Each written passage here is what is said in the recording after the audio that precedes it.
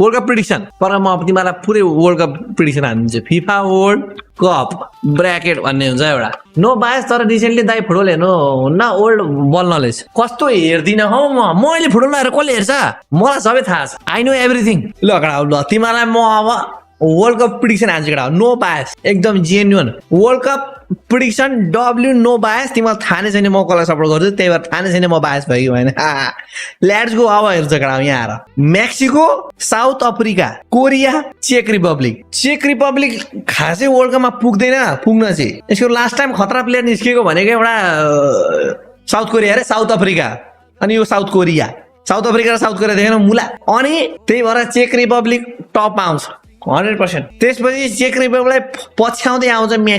मेक्सिकोले first finish गर्नै सक्दैन क्या मेक्सिको पछ्याउँदै आउँछ सेकेन्डमा त्यसपछि 100% कोरिया हो यो साउथ अफ्रिका जिन्दगीमा जम्मा 2टा त वर्ल्ड कप खेलेको होला जिन्दगीमा एउटा पनि त्यो जमानामा उसकै देशमा भएर खेलेको त्यही भएर यसको चान्सेस छैन यो साइड यसलाई साइड लगाऊ अब यहाँ हेरौँ यहाँनिर अलिक पोटेन्सियल भएको टिम कुन छ भन्दाखेरि स्विजरल्यान्ड डेन्जर छ त्यसपछि भनेको क्यानाडा अल्फोन्सो डेभिस अनि अहिले त जोनाथन डेभिड पनि छ अनि एक दुईवटा त्यान्तुन खेलाडीहरू छन् अहिले क्यानाडामा त्यही भएर क्यानाडा सेकेन्ड हो त्यसपछि कताको वर्ल्ड कपमा एउटा पनि नजितेको यसपालि के जित्यो गजब बेइज्जती त्यसपछि बोस्निया हो अनि कतार हो अब यो ब्राजिल गरेर हो फेरि तिमीलाई दाइले ब्राजिल सपोर्ट गर्छ ब्राजिललाई टपमा हाल्छ भन्छ होला तर होइन ब्राजिल यसपालि क्वालिफायरमा पनि कनेर 4 कि 5औं स्थानमा फिनिस गरेर पुगेको छ वर्ल्ड कप क्वालिफाई भएको कनेर क्वालिफाई भएको भनौँ न जिन्दगीमा जहिले क्वालिफाई चाहिँ हुन्छ जहिले क्वालिफाई भएको टिम हो तर यसपालि चाहिँ ब्राजिल कनेर क्वालिफाई भएको त्यही भएर ब्राजिल टपमै हुँदैन यसपालि मोरोक्को हुन्छ टपमा भर्खरै अफ्रिकन कप अफ नेसन पनि जितेको छ म्याचमा नजिते पनि बाहिरबाट भए पनि जितेको छ यो त धोती खोल रहा है त्यही भएर यसपालि मोरोक्को हुन्छ टपमा 100%। त्यसपछि भनेको किनभने मोरोक्को भर्सेस ब्राजिल छ कि सबसे पहिलो म्याच चाहिँ मोरोक्को भर्सेस ब्राजिल छ ब्राजिलले त्यो म्याच फिक्सै हार्छ क्या मोरोक्कोले त ब्राजिलसँग फिक्सै ब्राजिलले त मोरोक्को फिक्सै हार्छ त्यसपछि भनेको सेकेन्ड भनेको नि केटा अब हेर मोरोक्कोले ब्राजिललाई पनि जित्छ हाइटीलाई पनि जित्छ अनि स्कटल्यान्डलाई पनि जित्छ त्यही भएर मोरोक्को त टप हो अब अर्को कुरो के भन्दाखेरि ब्राजिल भर्सेस जुन यो स्कटल्यान्डको म्याच छ नि किन ब्राजिलले हाइटीलाई पनि जित्छ स्कटल्यान्डले पनि हाइटीलाई जित्छ दुईटैले 3-3 पोइन्ट त पुऱ्यायो हैन दुईटैले 3-3 पोइन्ट त पुऱ्यायो नि त तर के समस्या भन्दाखेरि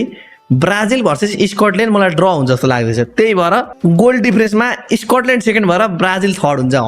मेरो प्रिडिक्सन अब नेक्स्टतिर जाउँ नेक्स्टमा के छ युएसए पाराग्वे अस्ट्रेलिया अनि टर्की अब यसमा आर्दा गुलेर मात्र छैन अरू पनि छन् तर मलाई खासै प्लेयरको नाम थाहा छैन अर्को यिल्डिज भन्ने छ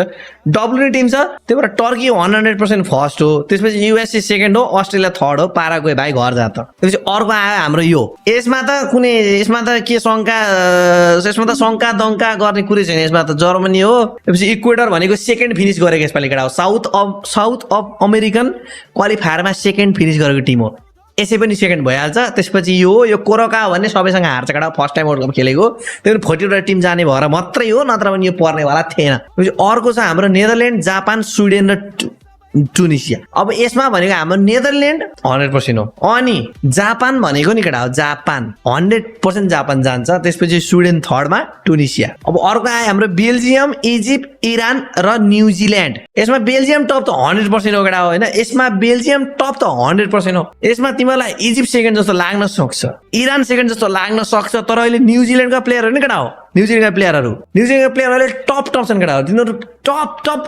टप छन् यिनीहरु पुरै चाहिँ आजकल प्रिमियर लिग यस्तो ला लिगाहरुतिर पुरा खेलिरहेछ न्युजिल्यान्डको त्यही भएर म न्युजिल्यान्डमा मेरो प्रिडिक्सन छ त्यसपछि इरान इजिप्ट यसपालि घर जान्छ सिधै स्याक नेक्स्ट लेट्स गो साला घर जान्छ साला हो क्या गइसक्यो साला पहिलाको जस्तो फर्ममा छैन फर्ममा हुँदा त ग्रुप स्टेज कटाउन सकेन फर्ममा हुँदा त उसले अहिलेसम्म आफ्नो देशलाई कटाउन सकेन भनी अब त इजिप्ट फर्ममा मोहम्मद सलाह फर्ममा पनि छैन मोहम्मद सलाह भाइ इजिप्टको प्लेयरहरु कोही छैन पनि क्या खतरा बुझेनौ कमसेकम इरानका प्लेयरहरु युरोपमा खेल्छन् न्युजिल्यान्डका प्लेयरहरु खेल्छन् इजिप्टको कोही पनि छैन क्या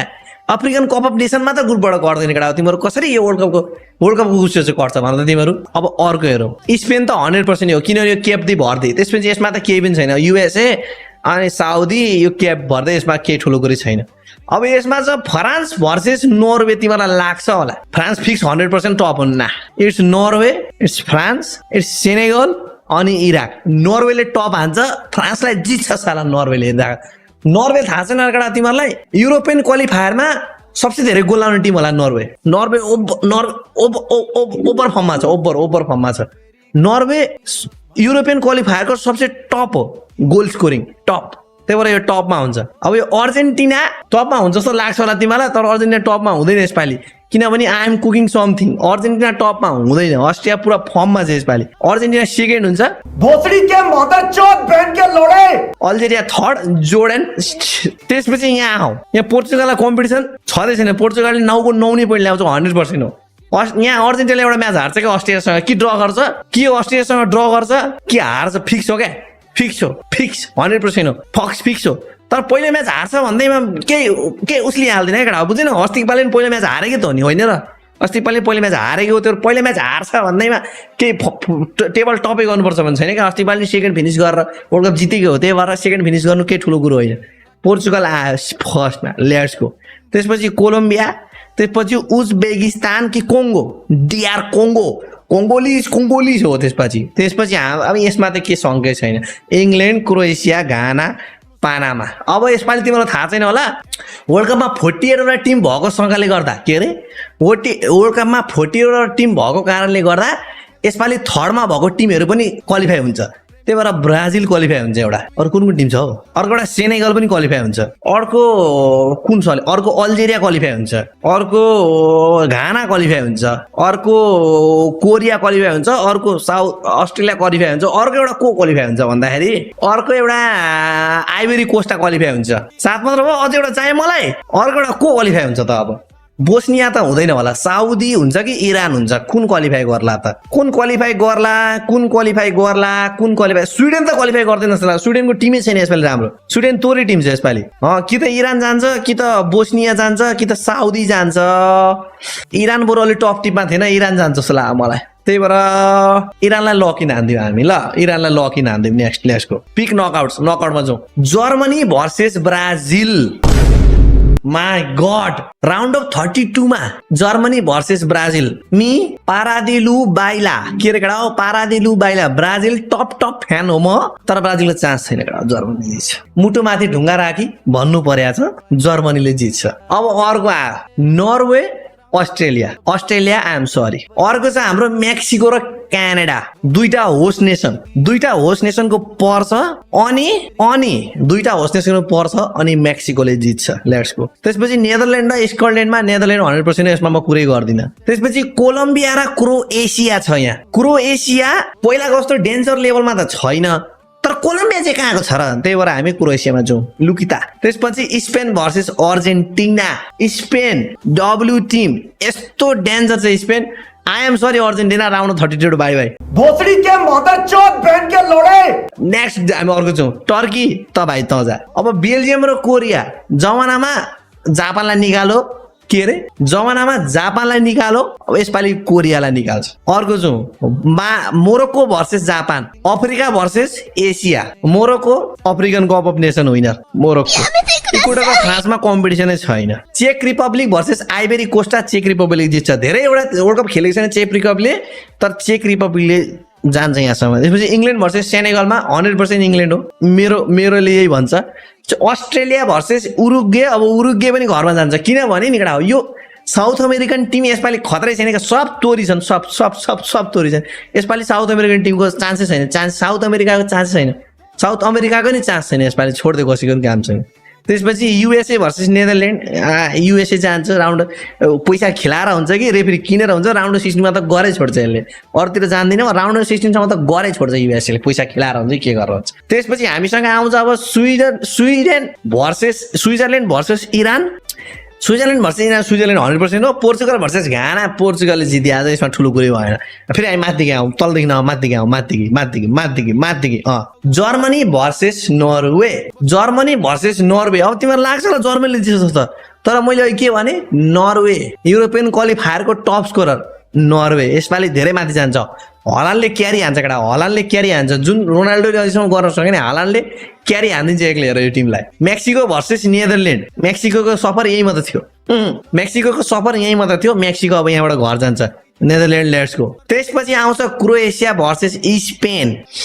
क्रोएसिया मुलुक त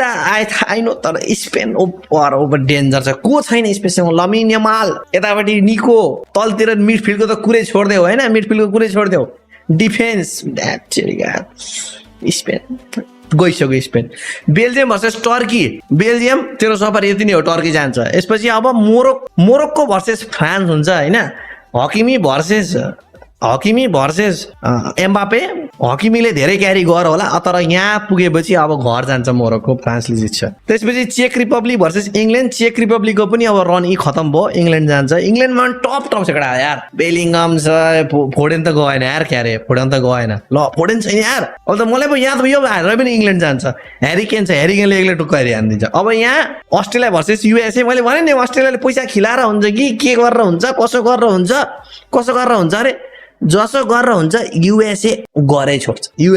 गरै छोड्छ पैसा खिलाएर हुन्छ कि के गरेर हुन्छ पोर्चुगलले जित्छ हामी फेरि माथि छौँ नर्वे भर्सेस नेदरल्यान्ड नर्वे मैले भनिहालेँ केटा तिमीलाई अहिले पनि भने फेरि पनि भन्छु top scorer of European qualifier Norway यसपालि सेमी फाइनल 100% ग्यारेन्टीका साथ त्यसपछि हामीसँग आउँछ स्पेन भर्सेस टर्की अब टर्की भनेको यसपालिको त्यो हिरोइक रन भन्छ नि हो त्यस्तोवाला टिम हो तर अब क्वार्टर फाइनलसम्म पुगेपछि यसको रन यिनीहरू खतम हुन्छ स्पेनले जित्छ लेट्स गो त्यसपछि हामीसँग छ फ्रान्स भर्सेस इङ्ल्यान्ड यो भनेको अब डब्लु म्याच एउटा हो क्वार्टर फाइनलमा फ्रान्स भर्सेस इङ्ल्यान्ड ह्यारिकेन भर्सेस एम्बुबिस घर जान्छ इङ्ल्यान्ड पुग्छ सेमी फाइनल नर्वे त राउन्ड 30 सम्म हो लेखेर युरोपियन क्वालिफायरको टप स्कोरर हो क्या नर्वे यार तिमी हेरे छैन फुटबल हेरे छैन यहाँ हेरिरहनु तिमी यहाँ अब युएसए भर्सेस पोर्तुगाल आयो Donald Trump versus Ronaldo USA तैँले जति पैसा खिलाए पनि तेरो सफर यति नै हो अब नेक्स्ट अब नर्वे भर्सेस स्पेन अब हेर केटा अब जेसुकै होस् युरोपियन टप भए पनि जे भए पनि जसो भए पनि जे गरेर भए पनि स्पेन नेक्स्ट लेभल छ त्यही भएर स्पेन जान्छ फाइनलमा त्यसपछि आउँछ यहाँ अब पोर्चुगल भर्सेस इङ्ल्यान्ड बडे भैया रोनाल्डो वर्ल्ड कपमा अल्टिमेट रन गइरहेछ केटा पोर्चुगलको सोच यहाँबाट त्यहाँ गयो तर सेमी फाइनलमा गएपछि हार्छ भोसड़ी के मदरचोद बहन के लोड़े सेमी फाइनलमा गएपछि गरा 100% सेमी फाइनलमा गएपछि हार्छ सेमी फाइनलसम्म मात्र हो सफर सेमी फाइनलमा गएर हार्छ अनि after a very long time favourites हाम्रो स्पेन हो स्पेनको नेक्स्ट लेभल टिम छ तर इङ्ल्यान्डको पनि टिम नेक्स्ट लेभल छ यसपालि वर्ल्ड कपमा तिमीलाई थाहा छैन मलाई थाहा छैन तिमीलाई कतिको थाहा छ मलाई थाहा छ अरे कहना क्या चाहते हो इङ्ल्यान्ड टिम यसपालि बवाल छ इङ्ल्यान्डले धेरै वर्षपछि यसपालि इङ्ल्यान्डले वर्ल्ड कप जित्छ केटा यही हो मेरो प्रिडिक्सन स्क्रिनसट गरेर राखिराख के गरेर राखिराख यसपालि वर्ल्ड कप इङ्ल्यान्डले जित्छ जुन म हेर्न चाहिँ चाहदिन तर इङ्ल्यान्डले यसपालि वर्ल्ड कप जित्छ मेरो प्रिडिक्सन यही भयो ल